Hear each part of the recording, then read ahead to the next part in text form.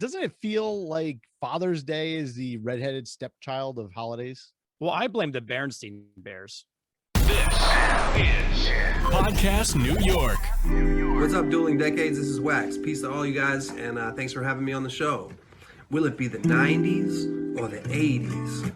Beanie Babies or Crack Babies? Will it be Nirvana or Madonna? Maybe Britney, maybe Whitney. Do you like new metal or new wave? Dave Grohl or Super Dave? I don't know. But now the battle begins. Dueling Decades. Let's see who wins. Dueling Decades. Broadcasting from the Podcast New York studios, it's another all-new Dueling Decades, the adult-only retro game show where the decades battle for supremacy because it's your history. We just fight for it. Welcome back. I am Marc James, and this week I will be representing the best of June 1972 alongside the other duelers and the decades they will be fighting for. First off is the man who passed out at 31 Flavors last night. Say hello to Mancrush. Accurate. Hey, first off, I noticed that people are starting to spill over from the podcast and they're starting to find us on YouTube. So that's good. So if you haven't yet, go over to YouTube. It's youtube.com/Dueling Decades, same as everything else. Hit subscribe over there, hit the alert button so you know when everything's popping up. We will release each video as a round, so you don't have to take in the whole thing. I don't know how you guys like to listen to it, but thank you for listening to that. And I have June 14th through the 20th of 1981.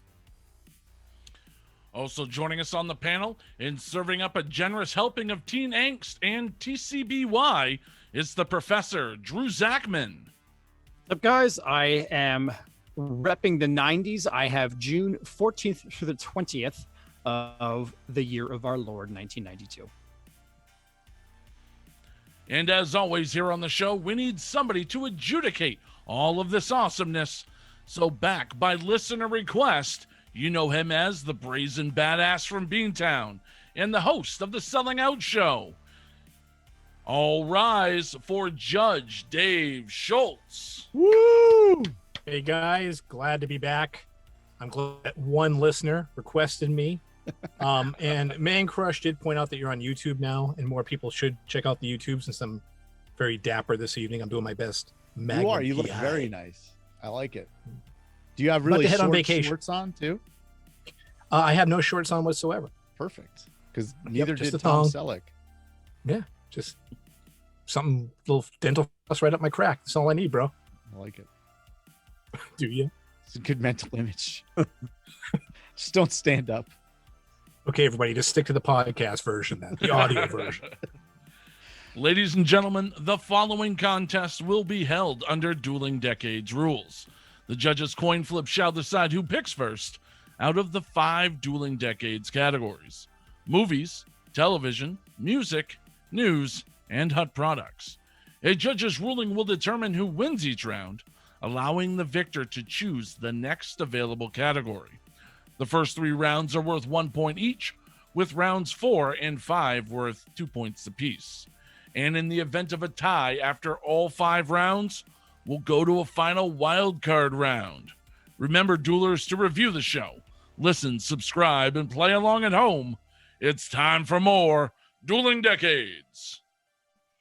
All right, let's go right over to Dave Schultz for the coin toss. All right, I found something very important to DD lore that I've used previously on the show, and I actually promised Marc I would send his way, but I am a liar. No good, stinking, downright dirty liar. But tonight is to our benefit because I found the Marc James with the David Lee Roth haircut, the flowing mane, handmade pog that I made around Easter. Look at that likeness. Oh my God. I should be in the Louvre. Brows. Yeah, he just has some thick eyebrows, doesn't he? Nice stash. And then, yeah, well, this is the head, okay? Marc James, his interpretation, or my interpretation of his face is the head, and the back is actually white, and it's got some weird ingredients for when you dye your eggs around Easter time yet again. And it says maltodextrin, which just rolls off the tongue. So that'll be tails. That's not really working on my video right now. it. So it looks like I'm just holding thin air. Look at that. It's amazing. All right, this week. But the Marc side works great. So, hey. All right, this week we'll toss it off between Drew Zakmin and Mancrush. Drew, why don't you call it? I will take the Marc James likeness. Okay, here we go. And you've got it. It is the Marc James likeness with the flowing locks. All right, Drew Zakmin, you win the coin toss. You take control of the board. You get to select our first category. Let me see here. I'm going to go with news. Let's start with news. So what I have for news was Nelson Mandela announces that the African National... I'm just kidding. No, you're not. Nelson Mandela. No, I'm joking. So anyway, how do you guys spell potato? Because on June 15th, a human being that was elected by the people to be the vice president of the United States of America could not spell potato. I'm talking about Dan Quayle, who was the VP to George H.W. Bush, altered 12-year-old student William Figueroa's correct spelling of potato with an O to potato with an E at the end at the Muniz Rivera Elementary School spelling bee in Trenton, New Jersey, my hometown. Quayle said he was relying on cards provided to him by the school, which is probably horseshit. And that's how Quayle said that he had misspelled potato on there. Now, this is actually something I'm a subject matter in because I won my school's 4th grade spelling bee. And yes, I still have my award. And yes, it has a little B on there and it's fantastic. But Quayle made a career of pretty much being a moron. Here's a quote of his, which I found, which is just awesome. He said, "I have made good judgments in the past. I have made good judgments in the future." So I don't know what he said. And he also gave us this gem. He said, "The Holocaust was an obscene period in our nation's history. No, not our nation's, but in World War II. I mean, we all lived in this century. I didn't live in this century, but in this century's history." I seriously read this quote 15 times and I still can't make any fucking sense out of it. Anyway, so I give you a politician doing politician things on June 15th, 1992. All right, Mancrush, what did you bring for the news round? All right, so let's go June 19th, 1981. And with Father's Day coming up this week, I figured why not look at, for something at least that was Father's Day related. And, before we even get to it, I don't know about you guys. Maybe this is the same case with you, but doesn't it feel like Father's Day is the redheaded stepchild of holidays? Oh, Mother's Day gets a lot more emphasis. Yeah. I mean, listen, Mother's Day is a huge deal. It's well-deserved.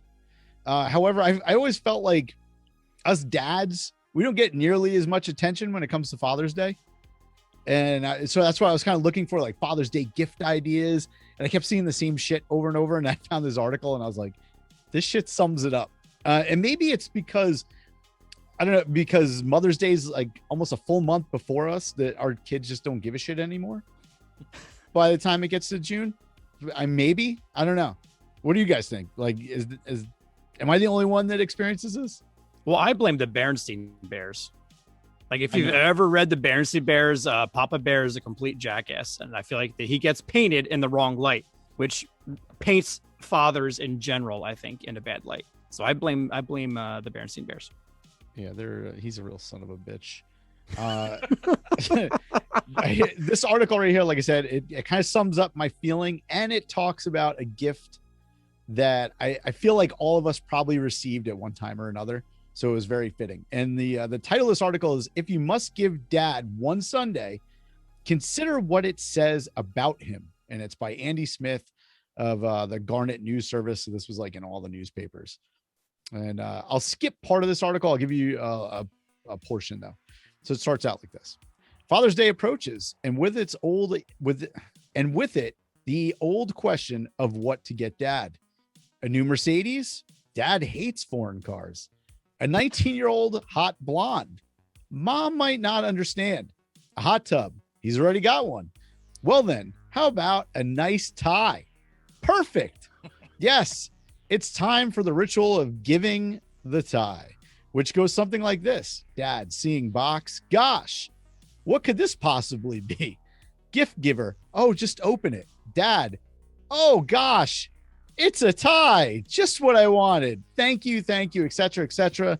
Then the tie disappears into the depths of dad's closet, never to be seen again. And I don't know about you guys, but I have like probably a dozen ties or so. I never wear any. They're all in the closet.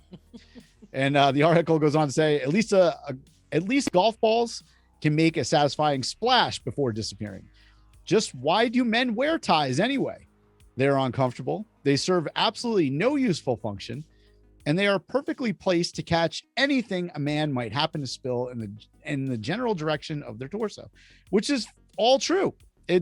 Have you ever put on a tie and went, man, this thing feels great.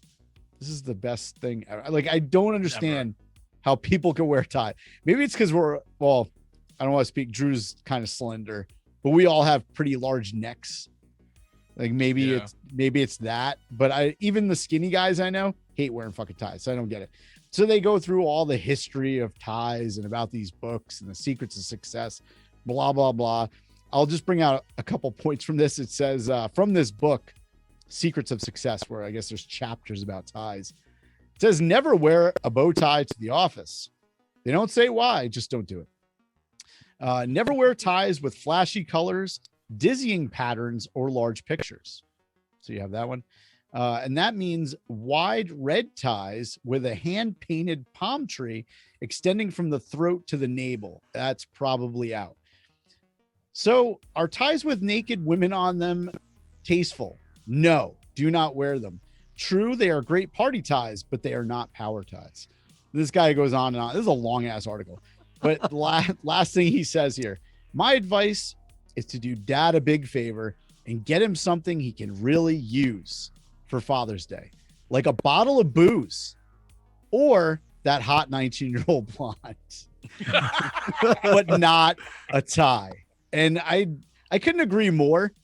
And that all being said, and going through this article, maybe ties are still in existence because of Father's Day. Yeah. Because we keep giving them to our dads. Let's just stop and let's eradicate this shit because they suck. Fuck ties. So it's a little bit Father's Day, a little bit about shitty ties. So let's just not do them anymore. I'd be totally cool with that. That's what I got for the newsroom. The only time I don't mind wear, and I hate work, because like when I go to work, when I would actually go into the office, which has been like a year and a half now, I would wear a tie every now and then, but I usually don't mind wearing them in the winter because I have a long walk from my car to the office. So it actually helps keep my neck warm. But when I get in the office, I'm like, no, I don't want it anymore. So It's if like anything, I would just wear a scarf, I guess. So yeah, I'm down with getting rid of ties. Fuck them. just fuck ties. All ties, bow ties, anything with tie in it. Oh, if you wear a bow tie, Windsor knots, like, no, we're done. Dude, nobody did. It's done. We don't need it. Wow. All right, guys. So for my news, we're going to go over to the LA Times via the Washington Post News Service, June 18th, 1972, for an article that reads, 5 men, one of whom identified himself as a former employee of the Central Intelligence Agency, and 3 others who police said were natives of Cuba, were arrested yesterday in what authorities described as an elaborate plot to bug the offices of the Democratic National Committee. The 5 men, all of them wearing rubber surgical gloves, were surprised at gunpoint at 2:30 in the morning by 3 plainclothes officers of the Washington Police Department's tactical squad. They were captured inside a small 6-floor office at the plush Watergate Hotel, where the Democratic National Committee occupies the entire floor. Police said that the men had on them at least 2 sophisticated devices capable of picking up and transmitting face-to-face and telephone conversations, lockpicks, and about $2,300 in cash, most of it all bills with consecutive serial numbers. The men also had with them a walkie-talkie, a shortwave receiver, 40 rolls of unexposed film, and 2 35mm cameras. All right, we all know what this is. This is the Watergate break-in. And the evidence from this uncovered would go on to change the history of this country, not only politically, but in pop culture as well. Watergate would leave its lasting mark on our culture, mainly because the term Gate would be added to absolutely everything. There's so many things I could have talked about Watergate and this, but we all know the story. Why even bother bringing it up? So what I wanted to bring up is all the different gates that have spawned because of Watergate. You know, in the New Orleans Saints bounty scandal, of course, that was Bounty Gate. Everyone got to see Kate Upton nude thanks to Celebgate. And who can't forget when Justin Timberlake revealed Janet Jackson's breast on live TV and gave us Nipplegate, or Tom Brady's balls in Deflategate. So either way you look at it, it's a monumental moment in our history. It's the Watergate break-in, June 17th, 1972. All right, Dave Schultz, let's throw it over to you for the judgment on the news round. All righty, let's talk about 92. We're going to go in sequential order here with Drew, the Potato E incident. And wasn't that nice? Wasn't that refreshing compared to more current political landscapes that we deal with? In a way? It was a much simpler slip up. Yes. Yeah, exactly. You know, but I got to admit something here, Drew. You said that you had won your spelling bee in school, right? In 4th grade. That's right. Yes, sir. 4th grade. You won yours, and it was a legitimate win, correct?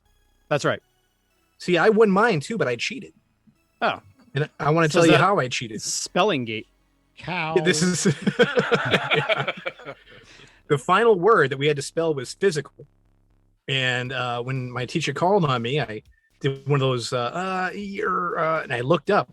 And they probably don't have these in schools anymore, but back then they'd have the rolled down map. Does it say physical education on there? It said like physical world map on it. And I'm like, physical. And I just played it like I was dumb, but I got it and I won. And I don't know what my certificate is, but it doesn't matter. I didn't earn it.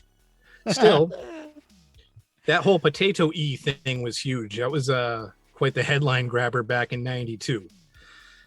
1981, Mancrush hates ties. But I have a question for you, my friend. What about the bolo tie? What's a bolo tie? You don't know the bolo tie? Like Philip Rivers would wear the country western, like you get like a gemstone or like they look like strings with a fucking yeah. Looks like a tampon hanging off your neck. Right. Or if you were chasing a ninja, you could pull off your neck, and throw it and wrap it around their ankles. That's a cool use, I suppose. There you go. What about a keyboard tie? No, show all the ladies that you know how to jam. What do you need a tie around your neck for? Well, I'm just bringing up some further examples of ties to show they I'm might gonna have. Eliminate them all. Frankie said relax. Okay. What about family ties? No, I can honestly probably do without the last few seasons. So okay, well, obviously you can tell I'm a very stylish, dapper human being, but I only wear a tie when someone dies. So I'm not big on ties either. I did like the information from the article was basically like, should you get your dad Lonnie Anderson or get him a crummy tie he's gonna throw in the drawer and never see again? So that was pretty cool. Mark, you were getting me there until the end. You had to bring up my boy Brady. You really, I thought you were gonna like totally skip over that and try to butter up the judge, but no, you couldn't help yourself, could you? No, I haven't. Sorry. Now, this Watergate incident that you speak of, I know it's not very well known, so I'm a little curious. Was this the moment when Forrest Gump called the front desk? Yes, because there was lights shining and he couldn't sleep. That is the moment that's the exact moment, huh? Yep. Okay. Yeah. If it wasn't for Forrest Gump, man, they never would have been busted. Nope. Thank you, Forrest Gump. Yeah.